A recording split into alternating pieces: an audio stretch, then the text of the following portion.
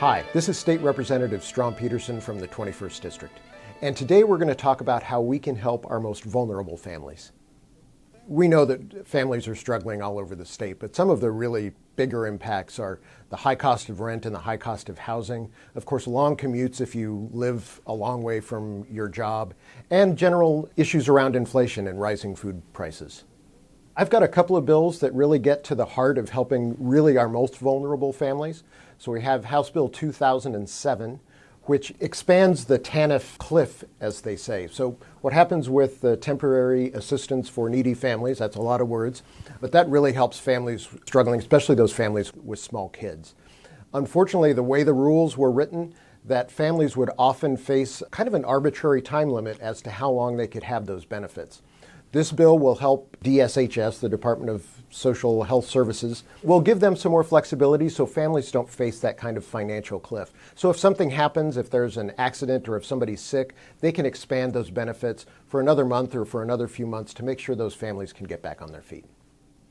A few years ago, we started a great program called the Economic Security for All grant program.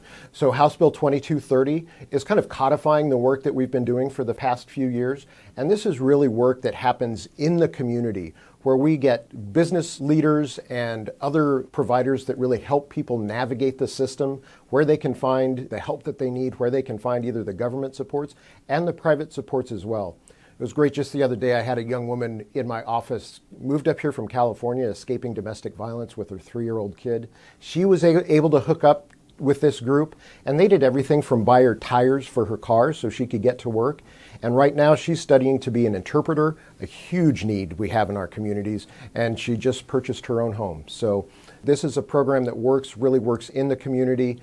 It's a grant program that has some flexibility so people can get creative, and it's been incredibly effective. Certainly those two bills I'm excited about, a lot of bipartisan support on those, but one of the other big bills that we're working on is House Bill 2114, which is rent stabilization.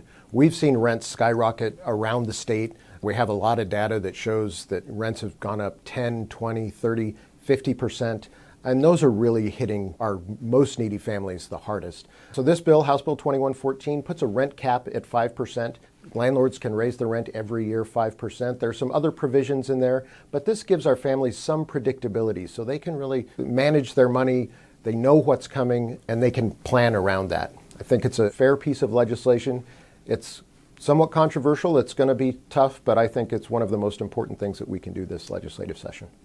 Thanks for listening today. We're working on a lot of issues here this short legislative session, but really want to make sure that we're helping the most needy families in our communities. Please reach out to my office if you have any questions or ideas, or if you have any issues that maybe we can help you solve. Thanks again. Look forward to seeing you again soon.